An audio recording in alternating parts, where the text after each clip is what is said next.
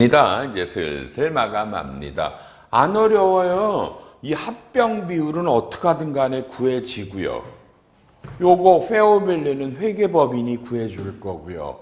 이것들은요 종가고요. 물론 이게 비상장이면 합병 후에 이것도 회계사가 구해줘요. 여러분 돈 주면 다 구해줘. 이해해요?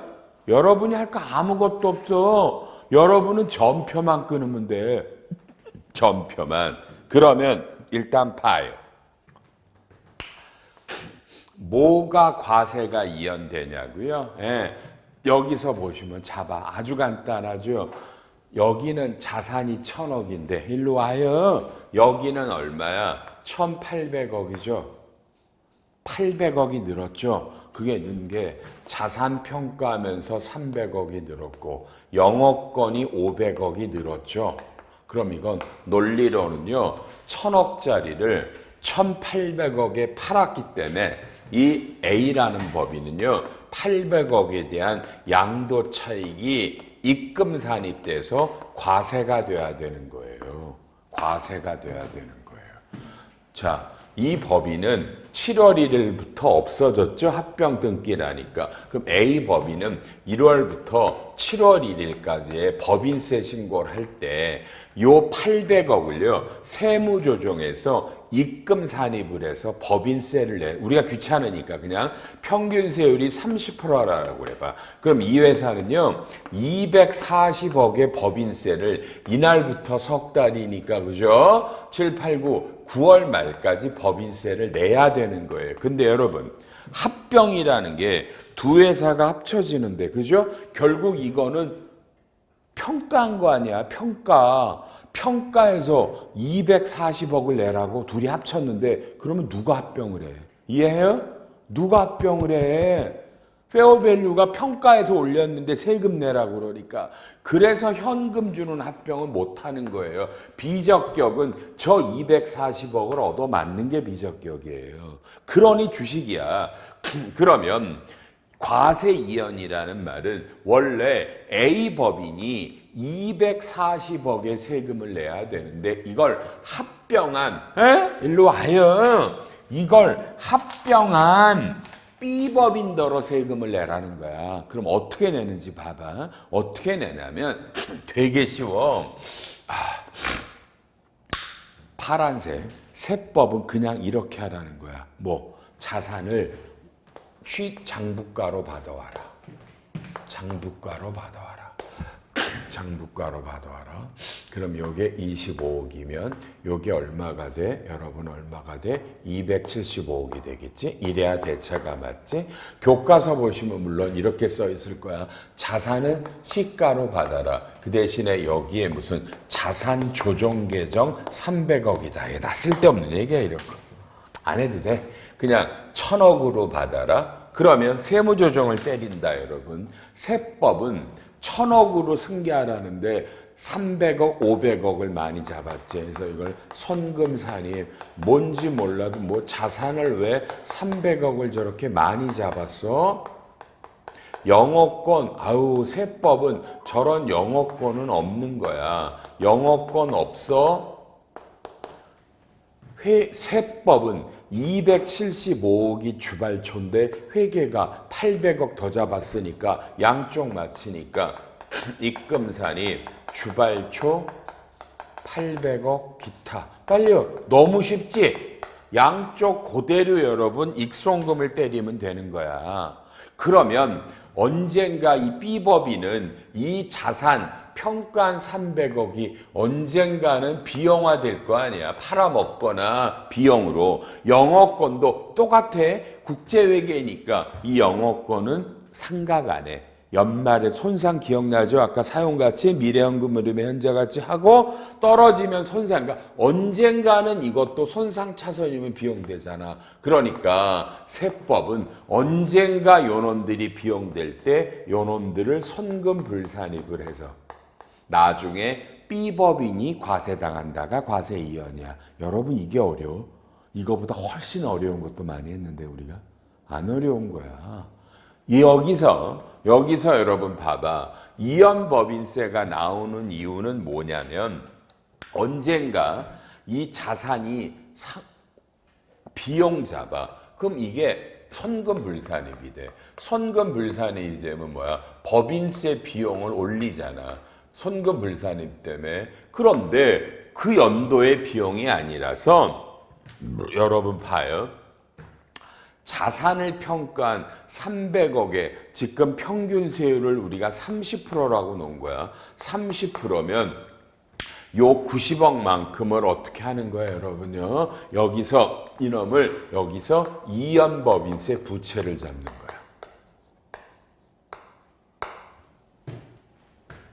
일단 잡아놨으면 나중에 이 비용이 부인되면 그러면 뭐야? 여기서 그죠?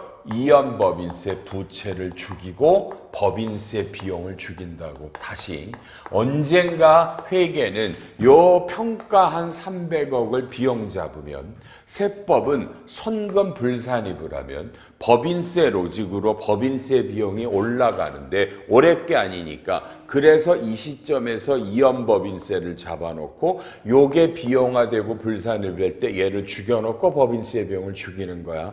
대차가 안 맞으니까 이연법인세를 잡으면 요놈이 영업권을 올리는 거야. 여기서 여러분이 인간적으로 당연하게 물어볼 말, 회계사님 영업권도 마이너스 유보인데 왜 이놈은 이연법인세를 안 잡아요? 영업권 500억에 대해 이연법인세 부채를 잡으면 이게 다시 영업권이고 계속 물죠. 이걸 꽃놀이패라고 부른다. 그래서 영업권은 이연법인세 부채를 못 잡아.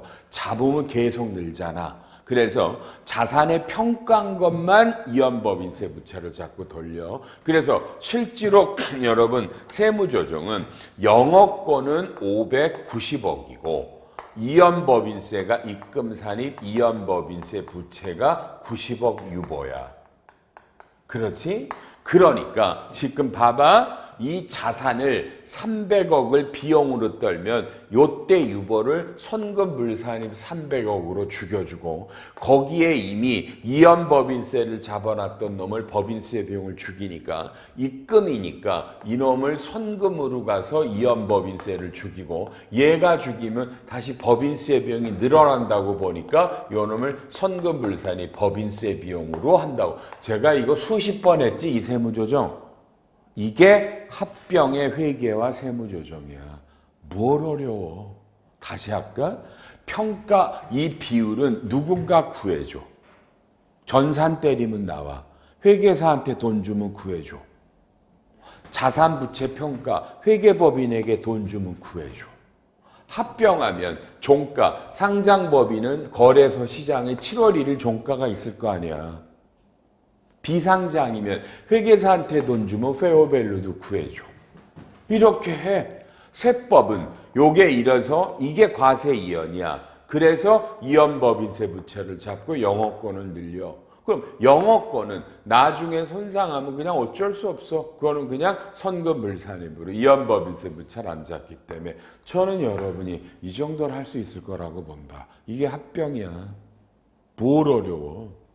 안 해봐서 그래. 그러니까 합병은 이 정도니까 여러분이 합병을 하려면 주변에 정말 이런 일을 잘하는 법무사가 있으면 돼. 변호사가 왜 필요해, 변호사가? 변호사가 법무사만 있으면 되고 없으면 전화해. 제가 기가 막힌 법무사님 소개해 드릴게. 아셨어? 안 해봐서 그래. 여러분이 이런 업무를 해보길 바랍니다. 안 어렵습니다. 안 어렵습니다. 안 해봤다라는 두려움이 있는 겁니다. 이런 겁니다. 아, 됐죠? 그러면 아니 회계사님 이제 알았어요. 이거 잠깐 지울게요. 알았는데요. 회계사님, 합병 차익이라는 단어가 뭐예요? 합병 차익? 칠판 보세요. 합병 차익이라는 단어는 여러분 자가 앞에 있으니까 해. 아이 빨리 와. 여러분 지금 여기서 그죠? 장부상에서 시가로 받았죠. 자산에서 부채 빼면 얼마예요? 얼마야 빨리요? 맞다 그래. 1,300억에서 700억 빼면 600억이죠. 근데 교부해 준 자본금이 얼마야 빨리? 얼마야 자본금이? 자본금은 25억을 액면가가 25억이죠. 그럼 빼면 얼마야? 이게 합병 차익이야. 더럽게 쉽죠? 더럽게 쉽죠? 합병 차익은 합병에서 받은 시가에서 부채를 뺀 금액에 늘어난 자본을 빼는 거야. 그러니까 여러분 이거는 세법의 용어인데 실질은 어디? 여기 요 주발초 안에 이 중에 합병 차익이 575억이 있는 거예요. 알았죠? 근데 빨리 말해. 여기서 여러분 여기서 우리가 맨날 배운 게 뭐야? 주발초로 배당금을 주면 세금의 혜택이 있다고 배웠잖아. 맞아? 아니지. 이건 가짜 주발초라고. 근데 세법에 보면 세무상 혜택이 있는 게 뭐야? 합병 차익이 있어. 근데 합병 차익에서 잘 봐. 여러분 뭘 뺀 거야? 지금 평가해서 이익 생긴 거. 또 피합병 법인의 이익잉여금은 빼주세요. 그러면 빨리 갈까? 합병 차익이 얼마인데? 자산 평가한 게 얼마 있었어? 피합병 법인의 이익잉여금은 얼마 있었어? 그럼 얼마? 환장하겠네. 대답. 여러분 육체적인 눈으로 주발초는 얼마가 보여? 그 중에 얼마는 세무상 혜택이 있대. 오케이? 그러니 합병할 때 분할할 때가 주발초가 제일 많이 떠. 그 돈으로 배당하는 건 세무상 혜택이 없다고. 75억만 있다고 혜택이. 이해해? 이 얘기를 한 거야. 알았죠? 오케이. 그럼 여기서 일로 와. 어려워도 괜찮으니까. 자, 하나만 더 넣어볼게. 여기다가 여러분 미안해. 하나만 더 넣을게. 이 회사가 A법인이 있는데 이 회사가 여러분 봐봐. 3% 재평가 적립금이 있다라는 거야. 100억이. 그러면 이익잉여금은 100억이야. 숫자는 똑같은 거야. 시작. 빨리. 합병 차익은 자산에서 부채를 빼니까 575억인데 이 중에서 뭘 뺀 것만 세무상 혜택이 있다 그랬지. 근데 좀 전에 뭘 빼라 그랬어? 이 자산의 평가 이익을 빼라 그랬지. 그 다음에 뭐야? 피합병 법인의 이익잉여금을 빼라 그랬지. 그러면 빨리요. 지금 숫자를 바꿔보면 평가 이익은 300억이고 이익잉여금이 100억으로 줄였지. 그럼 이 경우에는 빨리 합병 차익이 얼마야? 그러니까 주발초는 1075억이지만 이 중에 175억만큼은 배당금을 줘도 세무상 혜택이 있다라는 거지. 물론 여러분의 이제 문제는 뭐야? 이러는 거야. 빨리 말해봐. 지금 이러면은 자 주발초 중에 100억을 배당했다. 빨리 말해줘. 여러분 육체적인 눈에 주발초는 얼마야? 근데 지금 재평가 있으면 이 중에 얼마는 배당금을 줘도 세무상 혜택이 있다는 거야. 그러면 이 100억은 세무상 혜택이 있는 이걸 준 거야? 아니면은 세무상 혜택이 없는 거를 준 거야? 아니면 이 비율대로 안 분한 거야? 이럴 때 이건 너무나 많이 물어봤어요. 국세청에다. 근데 우리가 뭐라는 거야? 주청할 때는 이렇게 하는 거야. 주식 발행 초과금으로 100억으로 배당을 줍니다. 라고 해놓고 그냥 거기다 옆에다 가로치고 이거는 합병 차익 575억 중에 이 세무상 인정이 안 되는 놈을 뺀 요놈 중에서 100억을 배당합니다. 그러면 100억이 이놈에서 받은 걸로 보고 세무상 혜택을 줬다라는 거야, 그동안. 이해해? 미안해, 작년까지. 2023년까지. 그러면 지금 여기서 봐. 재평가 적립금이 봐. 이게 지금 재평가 적립금인데 피합병법이네. 이게 합병을 하면 이게 주발초에 묻어 들어가 있는 거야. 그리고 배당을 주면 세금 혜택이 있는 거야. 그래서 올해 법을 바꿔서 합병 차익은 자산에서 부채를 뺀 금액에 저쪽 회사에 3% 재평가 적립금도 빼라. 그러면 75억만 세무상 혜택이 있는 주발초다 이거야. 3%를 뺀 거야. 그럼 회계사님 어쨌든 간에 주발초가 1075억인데 그 중에서 100억을 주면 내가 요 75억을 먼저 배당금을 준 걸라고 해도 돼요? 볼게요. 어디 나와요? 앞에 47페이지 보세요. 47페이지 개정세법에 지금 설명한 이놈이 포함되어 있는 거예요. 47에 오른쪽에 맨 끝에 2번 동그라미 3이 합병이에요. 합병할 때 감액 배당할 때 순서가 3% 재평가 적립금을 먼저 준 걸로 보고요. 이익잉여금과 뭐 이런 걸 하고요. 그렇죠? 그 다음에 비과세를 주래요. 여러분 칠판 이 법이 들어와서 올해부터는 뭐야? 눈에 보이는 주발초는 1075억인데 그 중에 100억을 주면 이 1075억 중에 뭐부터 줬나 봤더니 뭐야? 세무상 혜택이 없는 재평가 적립금을 먼저 주고 그 다음에 이렇게 세무상 혜택이 없는 거를 먼저 주고 맨 마지막에 세무상 혜택이 있는 걸로 주니까 이놈은 이걸로 준 걸로 봐서 100% 세무상 혜택이 없다라는 거예요. 이야,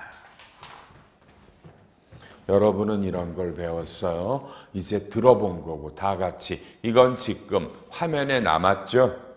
화면에 있죠? 다시 켜서 보시면 되는 거죠? 그러니 모른다라는 얘기하지 말고 도전해보고 읽어보고 아 된장 더럽게 어렵네 하면서 해보세요. 알았어요? 이런 얘기를 강의에 남길 줄은 저도 몰랐어요. 이제까지 한 번도 한 적이 없었는데 지금 여러분에게 합병 차익이 회계학에는 주발초 안에 묻어 있고 합병 차익 중에 이런 걸 뺀 금액만 세무상 혜택이 있고 올해는 3% 재평가 적립금을 빼기 때문에 배당에서 세무상 혜택이 있는 금액이 월등히 줄어들었고 2023년까지는 이 주발초 중에 세무상 혜택이 있는 거랑 없는 게 섞여 있는데 순서가 규정이 없었는데 올해부터는 세무상 혜택이 없는 걸 먼저 준다라는 규정을 법에 넣어서 대부분의 회사는 저 주발초로 배당금을 줬을 때 해당이 없다라는 거예요. 오케이? 칠판 마지막 살짝 추워지나?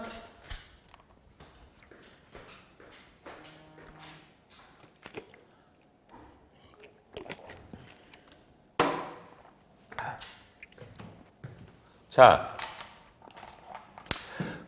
봐요.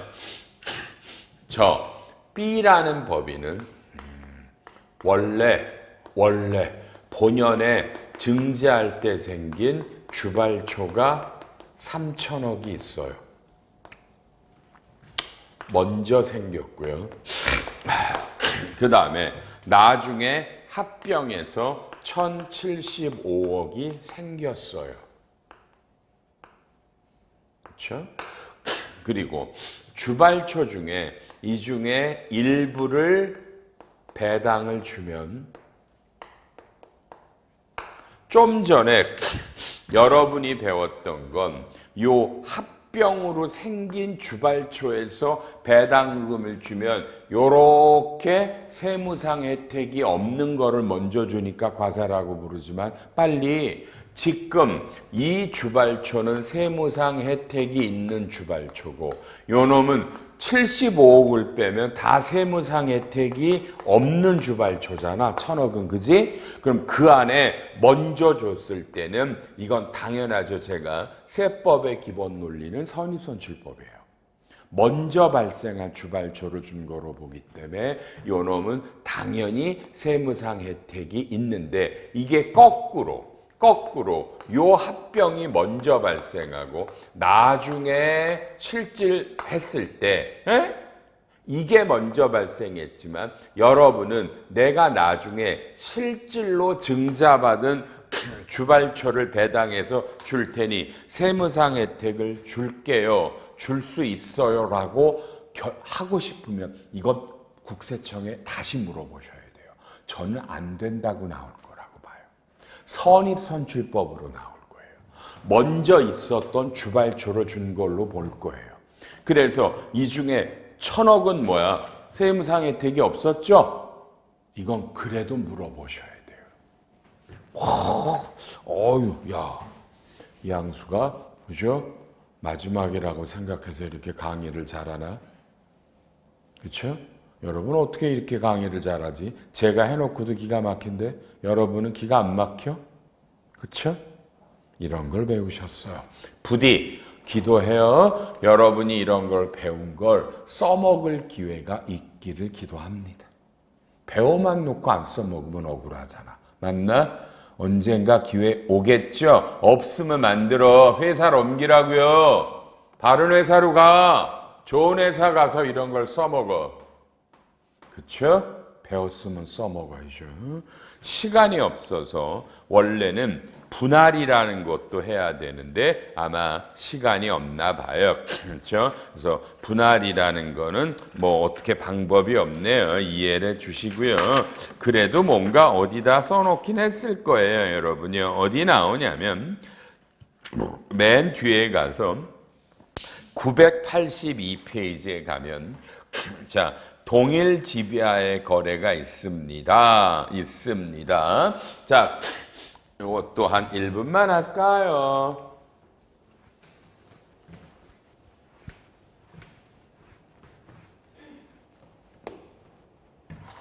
자, 칠판 제가 아까 여러분 썼죠.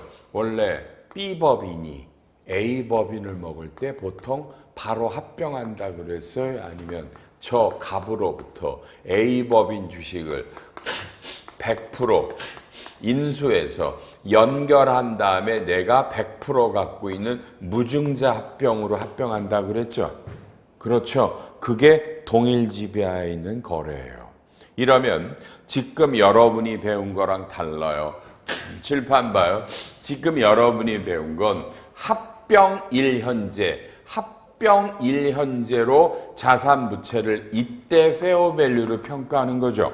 근데 이 내가 이미 100% 지분을 갖고 있었을 때는요, 이게 합병일이 아니라 내가 이미 연결을 만들고 있었죠. 연결 재무제표의 숫자가 들어오기 때문에 지금 배운 거랑 전혀 달라요. 그러니 제발 이런 거 하고 싶으시면 고급회계 들으세요. 고급회계 들으면 이거 가르쳐요. 알았다고 치고 한 장 넘기면 분할이 나오죠. 자, 칠판 보세요. A라는 법인이 여러분 갑과 을이라는 사업부가 있어요. 근데 을이라는 사업부를 여러분 떼어내서 7월 1일 날 여러분 B라는 법인을 만들었어요. 여러분 이게 분할이야. 내 사업부의 일부를 떼어서 별도 법인을 만드는 게 분할이라고. 그래서 기존의 A를 분할 법인, 이 B를 분할 신설 법인이야. 그러면 똑같이 이 현재 자산은 1,000억이고 부채는 700억이고 얘가 페어밸류가 1,300억일 때 잘 봐 여러분. 이제까지 우리는 무조건 다 시가로 잡았잖아. 그지? 그런데 분할은 B법인이 신설되니까 이 B회사의 여러분 주식을 분할법인에다 주는 거를 우리는 물적 분할이라고 부르고, 분할법인이 감자를 해. 감자를 해서 이 분할법인 주식을 A법인 주주에게 주는 거를 인적 분할이라고 불러요.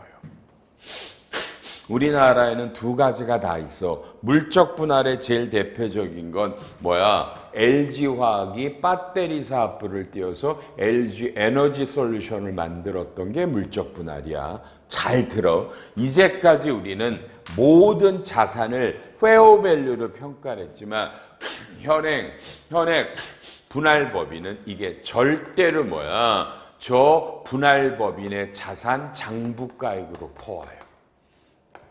장부가액으로 퍼요. 절대 시가로 안 해. 그리고 내가 액면가는 내 마음이니까 내 마음대로 100억, 그럼 내 마음대로 주발초가 뜨는 거야.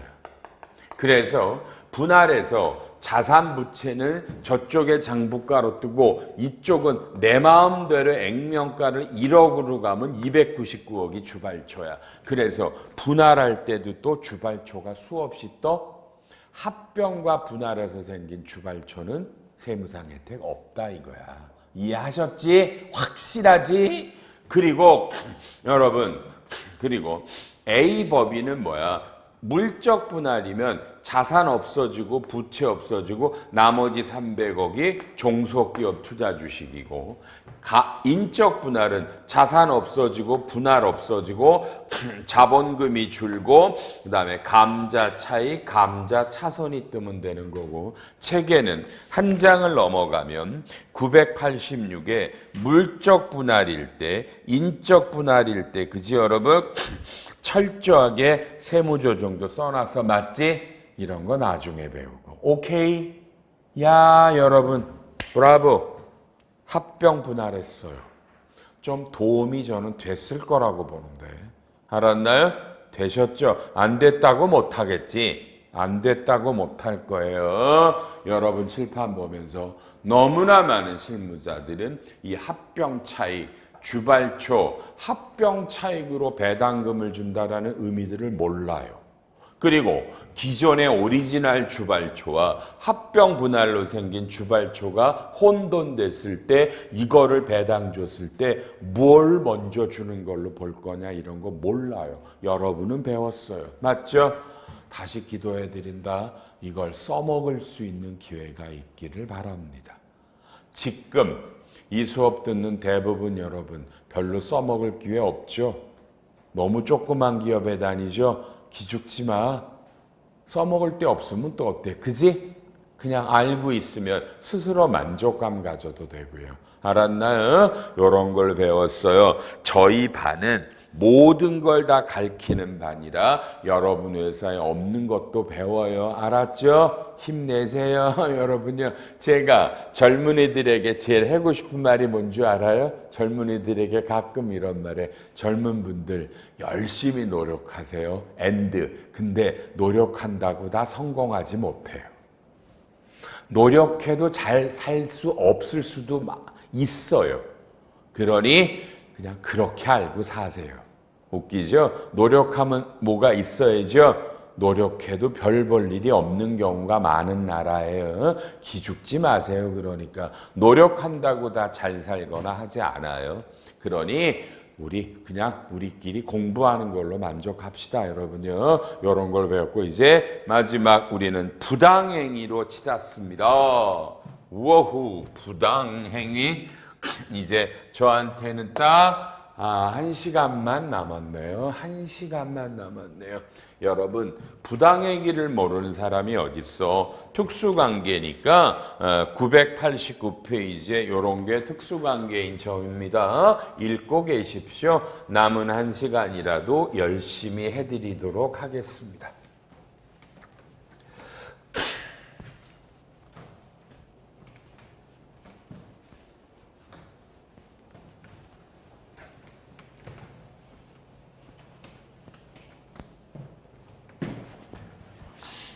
자, 칠판 봅니다. 자, A라는 법인 입장에서 법인세는 특수관계인이라는 정의가 있습니다. 조심합니다. 특수관계인이니까 여러분은 꼭 개인인 줄 아는데 특수관계인은 개인일 수도 있고 법인일 수도 있습니다. 여러분이 밑줄 쳐야 되는 건 왼쪽에 988의 첫째 줄에 쌍방관계라는 단어가 나온다. 맞나요? 쌍방관계 밑줄 치세요. 쌍방관계. 이제 누가 A법인의 특수관계인을 이제 설명합니다. 한 장 넘겨서 990에 동그라미 1번 볼 필요 없어요. 동그라미 2번 5초 읽고요.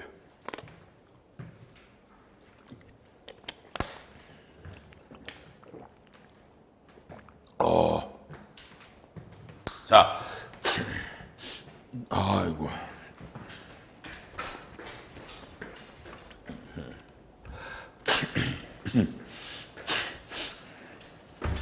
칠판?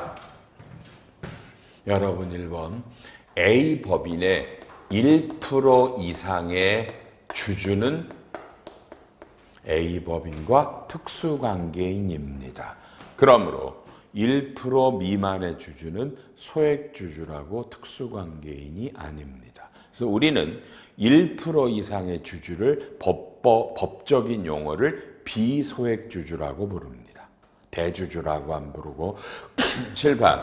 그러면 주주는 법인이 있고 개인이 있습니다. 기억합니다. 밑에 동그라미 3번에 가서 칠판 보시고요. 여러분 회사가 B라는 법인이 1% 이상을 가지면 B 회사의 B법인의 임원도 A법인과 특수관계인입니다. 그리고 갑이라는 개인이 1% 이상을 주주면 이 갑과 친족은 A법인과 특수관계인입니다. 여러분 정도면 친족의 정의 정도는 아셔야 되는데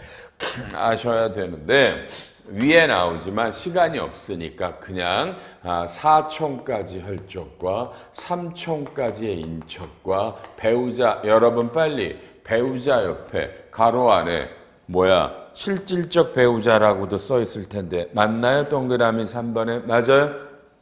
오늘 무슨 영화 감독과 모 여자 배우가 감독님이 부인하고 이혼을 안아주고 있죠, 부인이. 그래서 어떤 영화 배우가 그냥 현실적인 부부죠. 혼인신고는 못하죠. 그리고 애를 가졌죠. 그러면 그 배우자는 혼인신고를 안 했죠. 그래도 여기서는 사실상 혼인이니까 배우자에 들어간다라는 얘기입니다. 다만 여러분이 연말정산을 할 때는 법률론이니까 이 사실혼의 배우자는 배우자 공제를 못 받는 거고요. 이해하시겠고요. 그렇죠? 여러분 좋아. 자, 그러면 됐어요? 요게 요런 겁니다. 두 번째는요. 밑에 동그라미 3번은 칠판 보면서 A법인의 임직원. 그러니까 A법인에 근무하는 임직원은 당연히 A법인과 특수관계인이고 봐요. 요 임직원의 친족도인데 그냥 친족이 아니야. 뭐예요? 생계를 함께하는. 그러니 좀 전에 여러분 주주는 그냥 무조건 친족이면 특수관계인이에요. 근데 임직원이면 생계라는 거 여러분 연말정산 때 공부했어요? 여러분 임직원의 돈으로 엄마, 아빠, 아들, 딸들이 먹고 산다가 그거야. 그러니까 그런 사람들도 특수관계고요. 이게 3이야. 순간 요거 하나만 빨리요. 지금 B라는 법인이 A법인의 지분을 10% 갖고 있으면 지금 A법인 입장에서 우리 회사의 B가 1% 이상의 주주니까 특수관계고요. 쌍방이니까 A 입장에서 B가 특수관계인이면 B 입장에서도 A는 당연히 특수관계라는 얘기예요. 이게 쌍방이다. 알았나요, 여러분? 쌍방은 중요한 단어야. 쌍방이라는 단어는. 그 다음에 진짜 어려운 용어가 나오네요. 여러분요, 왼쪽에 맨 밑에 동그라미 4번, 오른쪽에 중점사항까지 시작 15초. 읽으세요. 어려운 거예요.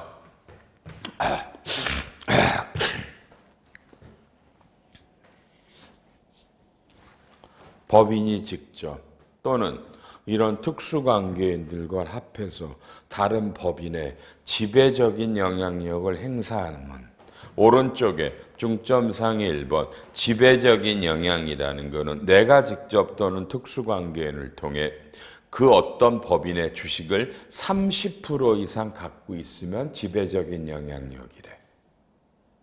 이해했죠? 와우, 더럽게 어렵네 이거. 칠판 보세요. 칠판 보세요. 여러분은 A라는 법인이에요. B라는 법인이 있어요. 그렇죠? 또는 갑이라는 개인이 있어요. 이쪽이 이 회사 주식을 여러분 10% 갖고 있어요. 빨리 말해요. 지금 A법인 입장에서 B법인이나 갑이라는 개인은 1% 이상 주주니까 특수관계인이죠. 그런데 C라는 법인이 있어요. C라는 법인은 A법인과는 아무런 지분 관계가 없어요. 없어요. 그런데 이 B법인이나 갑이라는 법인이 이 회사 주식을 30%를 갖고 있어요. 그저 대답. 여러분, 이 A법인과 빨리 C법인은 특수관계예요? 아니에요? 빨리요.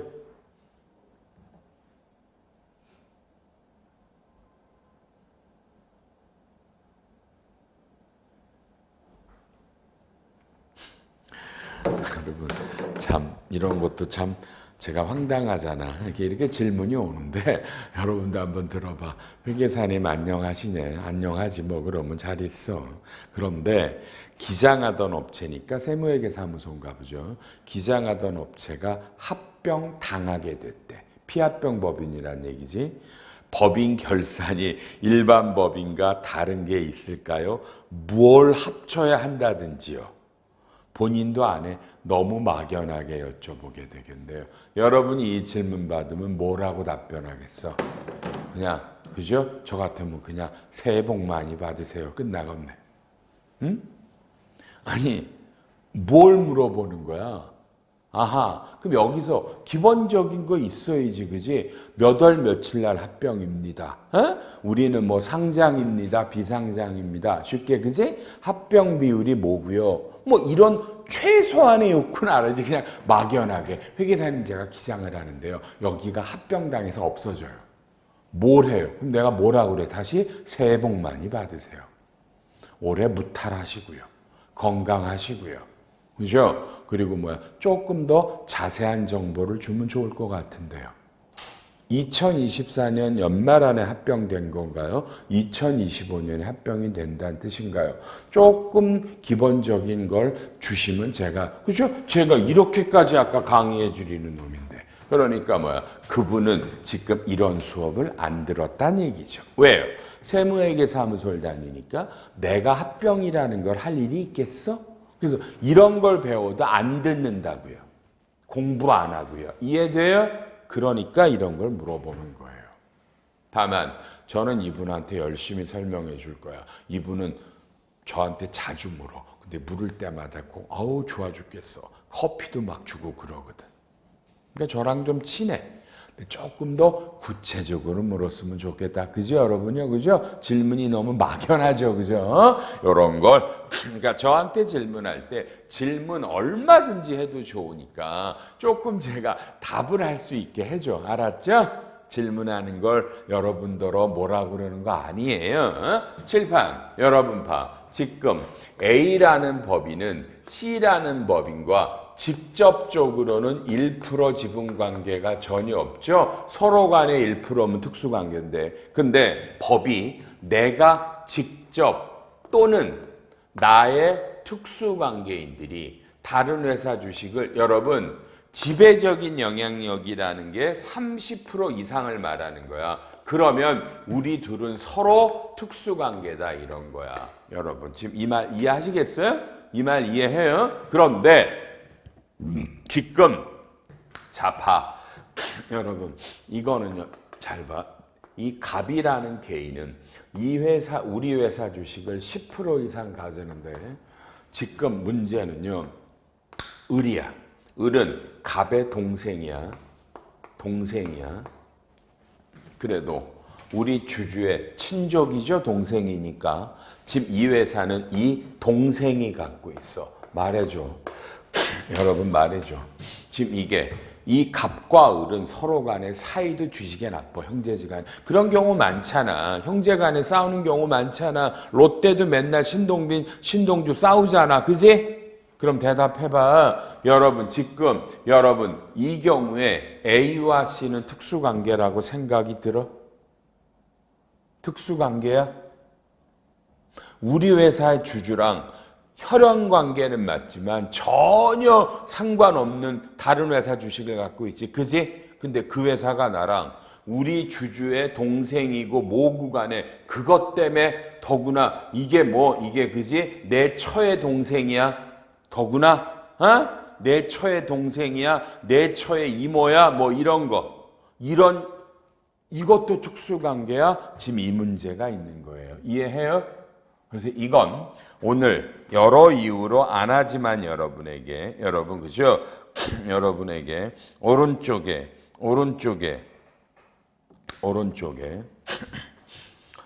박스가 나오죠. 요걸 여러분이 읽어봐요. 이건 소득세법의 대법원 판례입니다. 대법원 판례입니다. 요거 하나 하고 쉬겠습니다. 여러분요. 칠판 봐주십시오. 와우. 자, 이 경우는 이겁니다. A라는 법인이 있는데 갑이라는 분이 그냥 이 회사의 주식을 100% 갖고 있었어요. 근데 을이라는 사람이 이 둘 간의 관계가 친족입니다. 그렇죠? 그냥 이건 아버지일 수도 있고 동생일 수도 있고 처남일 수도 있고 그죠? 외삼촌일 수도 있고 큰엄마일 수도 있습니다. 근데 이분이 그죠? 이분이 이 A라는 법인한테 그죠? 자, 어떤 유가증권을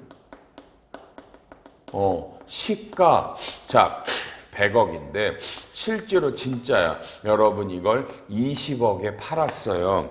어려워하지 말고 여러분 유가증권을 팔았는데 이게 비상장이면 우리 소득세법에서 양도소득세를 내는데 소득세법에도 여러분 소득세 양도소득도 부당행위라는 조문이 있어요. 그래서 내가 이 주식을 판 사람이 이 주식을 인수한 이 법인이 소득세법에 특수관계인이면 양도소득세는 시가로 과세라고요. 특수관계인이 아니면 그냥 매매가로 양도소득세를 때려요. 그러면 지금 여러분 말하는 이놈은 이 특수관계는 소득세법의 특수관계예요. 여러분 특수관계인의 정의는 법인세법에도 있고 소득세법에도 있고 부가가치세법에도 있고 국세기본법에도 있고 지방세법에도 있어요. 이해하셨어요? 다 달라. 근데 소득세법의 특수관계인 정의가 좀 전에 이 법인세랑 너무 똑같은 거 알아? 뭐라고 돼 있냐면 소득세법에 이 주식을 양도한 본인이 직접 또는 나의 그죠? 특수관계인이 이 회사 주식 어이구야 아까워라 어이구 아까워라.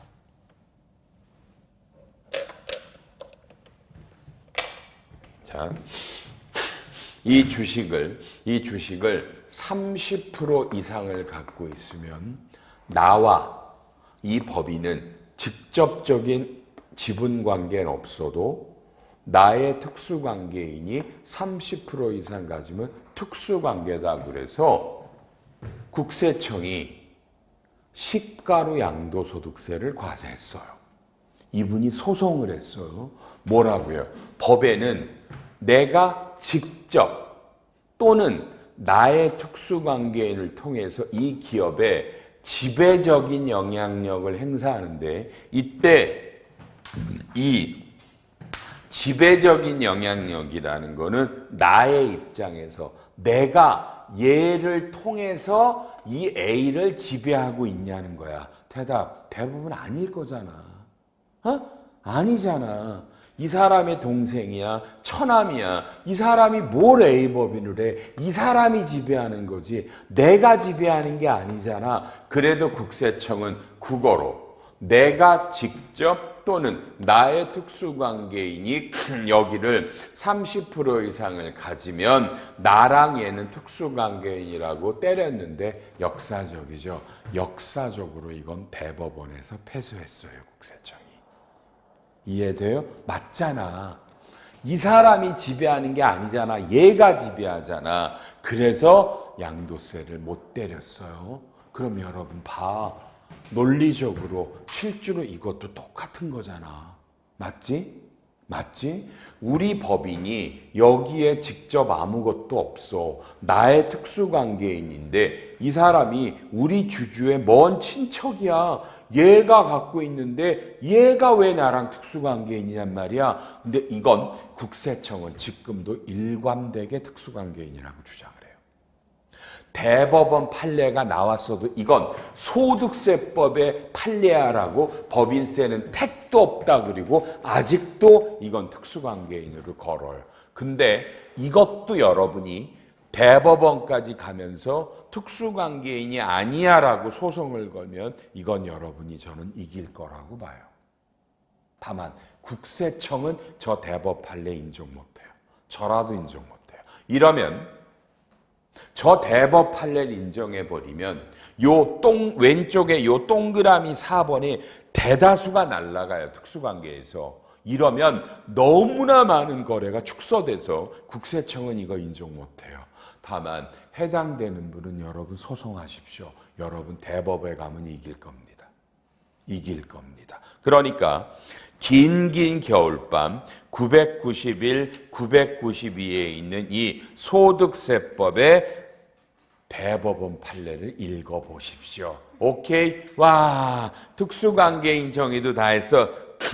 993에 있는 거 거의 안 해도 돼요. 이제 특수관계인 정의를 하셨으면 이 특수관계인들과 부당한 행위를 하면 부인한다는 일반적인 얘기가 되겠죠. 그래서 다음 시간 마지막은요. 얼마? 30분밖에 못 할 겁니다. 그죠? 그래서 994부터 30분 동안 마지막으로 부당행위 강의를 하면서 문을 닫을 겁니다. 와, 알았죠? 마지막 쉬는 시간입니다.